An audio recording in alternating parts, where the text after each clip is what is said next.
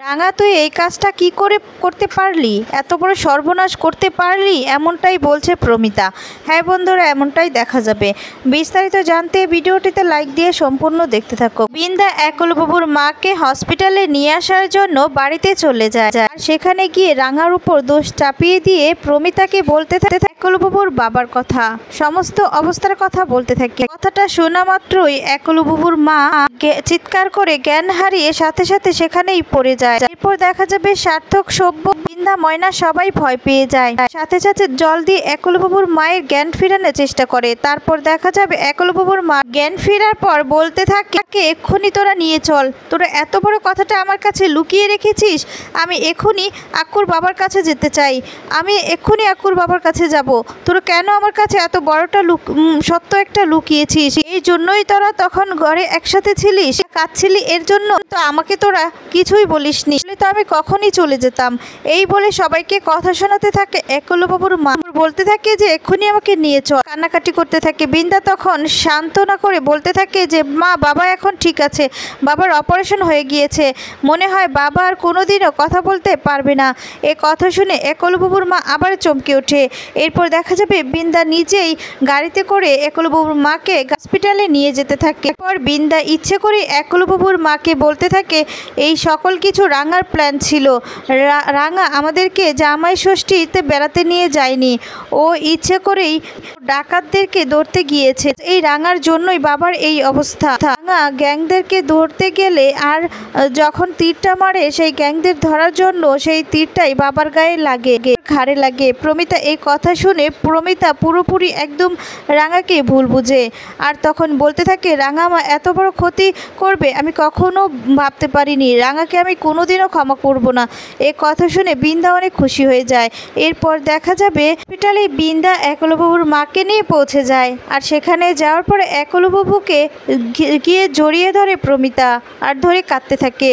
আর তখন একলবাবু নিজেকে সামলাতে পারে না, একলবাবুও কাঁদতে থাকে। আর তখন দেখা যাবে দূর থেকে রাঙাকে দেখতে পায় প্রমিতা। দেখতে পেয়ে খুব রেগে যায়, কাছে গিয়ে রেগে বলতে থাকে রাঙা, তুই আমার এত বড় সর্বনাশ কেন করলি? তোকে তো আকুর বাবা নিজের মেয়ের মতো দেখতো, আর তুই তোর বাবার এত বড় ক্ষতি করে ফেললি। আর তখন এ কথা শোনার পর রাঙা অঝরে কান্না করতে থাকে। পর ডক্টর একলবাবুর বাবার কেবিন থেকে বেরিয়ে এসে বলতে থাকে আপনারা পেশেন্টের সাথে এখন দেখা করতে পারেন, জ্ঞান ফিরেছে। পর সেই কথা শুনে একলবাবুর মা আর একলবাবু কেবিনের দিকে ছুটে যেতে থাকে।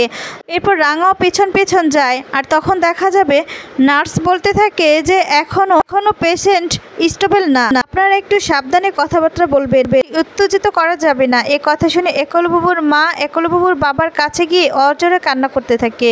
আর তখন একলবাবুর বাবা তাকে ইশারা দিয়ে থামতে বলে। একলবাবুর বাবা কথা বলার চেষ্টা করলে তার মুখ দিয়ে কোনো আওয়াজই বের হয় না। একলবাবুর মা তখন চমকে ওঠে আর চিৎকার করে ডাক্তারকে বলতেও থাকে যে কি হয়েছে, আক্কুর বাবার কি হয়েছে, কেন কথা বলতে পারছে না।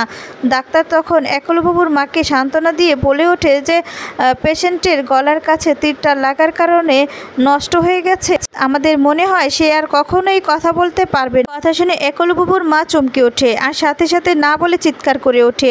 তখন বৃন্দা নাটক করে বলতে থাকে যে এই সকল কিছু হয়েছে রাঙার কারণে, রাঙা আমাদের সংসারটাকে এভাবে নষ্ট করে দিল।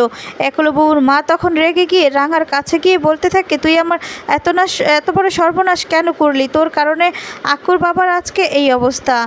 রাঙা তখন অজরে কান্না করতে থাকে। একলবাবুর বাবা তখন ইশারা দিয়ে বোঝানোর চেষ্টা করে রাঙার এখানে কোনো দোষ নেই, রাঙাকে ফাঁসানো হচ্ছে। কিন্তু একলবাবুর বাবার ইশারা কেউ বুঝতে পারে না। রাঙা এসব দেখে মনে মনে বলতে থাকে যে বড়বাবু এমন কেন করছে, বড়বাবু কি কিছু বলতে চাইছে, আমাকে সেটা জানতে হবে। এ কথাগুলো বলে এক দৃষ্টিতে তার বড়বাবুর দিকে তাকিয়ে থাকে। এরপর দেখা যায় রাঙাও তার বড়বাবুর কাছে আসতে চায়। আর তখন প্রমিতা দেখতে পায়। প্রমিতা দেখতে পেয়ে বলতে থাকে সাবধান, তুই একদম আসবি না, তোর কারণে আজকে এই সমস্ত হয়েছে। আমি চাই না তোর ছায়াও আক্কুর বাবার সামনে পড়ুক, তাই বলছি তুই সেখান থেকে চলে যা। কিন্তু তখন রাঙা খুব কাঁদতে থাকে। রাঙা তখন বলে মা তুই বিশ্বাস কর, এখানে আমার কোনো দোষ নেই, আমি জানতামও না সেখানে বাবা কি করে আসলো, বাবা যে হঠাৎ করেই সেখানে চলে আসবে সেটা আমি ভাবতেও পারিনি। আর বলে যে সেখানে যে আমরা যাব আমাদের কথা তো কেউ জানতো না, কিন্তু বড়বাবু যে কীভাবে জানলো সেটাই বুঝতে পারছি না। তখন সেখানে সত্যজিৎ বাবুও আসে, এসে তখন সে বলতে থাকে যে হ্যাঁ, এখানে রাঙার কোনো দোষ নেই, প্লিজ আপনারা একটু বোঝার চেষ্টা করুন, রাঙাকে এভাবে একা করে দেবেন না, আমি বলছি তো আমি প্রমাণ করে দিব, সমস্ত রকম তদন্ত চলছে, আর কে যে ফোন করেছে সেটাও আমরা খুঁজে বের করার চেষ্টা করছি, আমরা লোকেশনটা ট্র্যাক করেছি, লোকেশনটা সেখানেই দেখাচ্ছে, আর সেখান থেকেই ফোন করেছিল আমরা যেখানে ছিলাম, কিন্তু খুব সহজেই আমরা পেয়ে যাব যে এই কাজগুলো কে করেছে বা কারা করেছে। আর সেখানে নাম্বার দেখাচ্ছে আননোন নাম্বার থেকে ফোন এসেছে নবায়ন বাবুর কাছে। বুঝতে পারছি যে এটা ইচ্ছে করেই রাঙাকে কেউ ফাঁসানোর জন্যই এই কাজগুলো করছে। সেই মুহূর্তেই দেখা যাবে বৃন্দা সেখানে থাকে, আর বৃন্দা তখন একটু ভয় পেয়ে যায়। বৃন্দা তখন বলে, কি বলছেন কি, সেখানে কে ফোন করবে, এই গ্রামে রাঙার গ্রামে কে আর শত্রু আছে। আর তখনই দেখা যাবে আরও অনেক কিছু বলতে থাকে। আর তখন সত্যজিৎ বাবু বলে, আচ্ছা আপনার তো কেন গায়ে লাগছে আমি তো বুঝতে পারছি না, আপনি তো গায়ে লাগছে, অনেকেই তো থাকতে পারে তাই না। তখন বৃন্দা আরেকটু চমকে যায় আর বলে, কোনোভাবে আবার আপনি নেই তো। আর বলে, কি বলছেন কি এসব, হ্যাঁ কি বলছেন, আমি বাড়ির বউ আর আমার শ্বশুরমশাইকে এই অবস্থা, মানে আপনারা যে কি বলছেন না বুঝতে পারছি না। তখন বলে, তাহলে চুপ করে থাকুন, আমাদেরকে আমাদের কাজটা করতে দিন।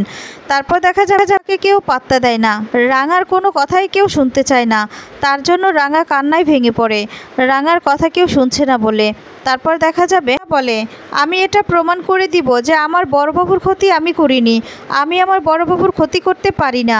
আর তখন সেখানে থাকা একলবাবুর বাবা তখন ইশারা দিয়ে বোঝায় যে রাঙা এই কাজটা করেনি, রাঙাকে ফাঁসানো হচ্ছে। আর তখন এদিকে প্রমিতা বলছে, তুমি কি কিছু বলতে চাইছো, প্রমিতা বুঝতে পারে না। আর তখন এদিকে একলবাবুর বাবা বলে যে হ্যাঁ কিছু বলতে চাইছে। তখন এই একলবাবুকেও ডাক দিয়ে তখন ইশারা দিয়ে বোঝাতে থাকে যে রাঙার কোনো দোষ নেই। তখন বলে, রাঙার কোনো দোষ নেই না বাবা, রাঙার জন্যই তো আজকে এই অবস্থা, রাঙা যদি তীরটা না ছুটতো। আর তখনই বলতে থাকে যে একলবাবুর বাবা ইশারা দিয়ে যে রাঙা এই কাজ করেনি, অন্য কেউ করেছে। তখন বলে, কি বলছো কি বাবা, অন্য কেউ, তুমি কি তাকে দেখেছো? তখন ইশারা দিয়ে বলে, হ্যাঁ তাকে দেখেছে। এদিকে বৃন্দা তো খুব ভয় পেয়ে যায়। আর তখন বলে যে কে এই কাজটা করেছে বাবা, তুমি কথা বলার চেষ্টা করো। আর তখন বলে, ইশারা দিয়ে বলতে থাকে, কিন্তু কেউ তো কোনো কথাই বুঝতে পারে না, আসলে একলবাবুর বাবা তো সুব্রতকে দেখেই ফেলেছে, কিন্তু এখন কণ্ঠস্বর চলে গেছে বলে কাউকে কিছু বলতে পারছে না। রাঙা তখন বলে, বাবা নিশ্চয়ই কিছু বলতে চাইছে, তার মানে বাবা যে তীরটা মেরেছে সে তাকে দেখেছে, তার আমাকে যে করেই হোক বাবার কাছ থেকে জানতে হবে যে কে এই তীরটা মেরেছিল। তখন রাঙা বলে, আমি খুব ভালো করে বুঝতে পারছি বড়বাবু যেই এই কাজটা করেছে, বড়বাবু তাকে স্পষ্ট করে দেখেছে, তার জন্যই বড়বাবু বলছে আমাকে যে করেই হোক বাবাকে সুস্থ করে তুলতেই হবে, বাবাকে সুস্থ করে আমাকে জানতেই হবে, প্রমাণ করে দিতে হবে যে আমি এই কাজটা করিনি, কে আমার এমন শত্রু। আচ্ছা কোনো রকমভাবে বড় বৌদি যে এত সব করছে, বড় বৌদি নেই তো সব কিছুর পিছনে, আমাকে খুঁজে বের করতেই হবে। তো বন্ধুরা, এবার কি রাঙা তাহলে খুঁজে পাবে? আর তো এমনটাই যদি হয় তাহলে তোমাদের কেমন লাগবে কমেন্টস করে তোমাদের মতামতগুলো জানিয়ে দাও। রাঙা বৃন্দাকে ধরতে পারবে কিনা সেটাও তোমরা কমেন্টস করে জানিয়ে দাও। ধন্যবাদ, ভালো থাকবে, সুস্থ থাকবে।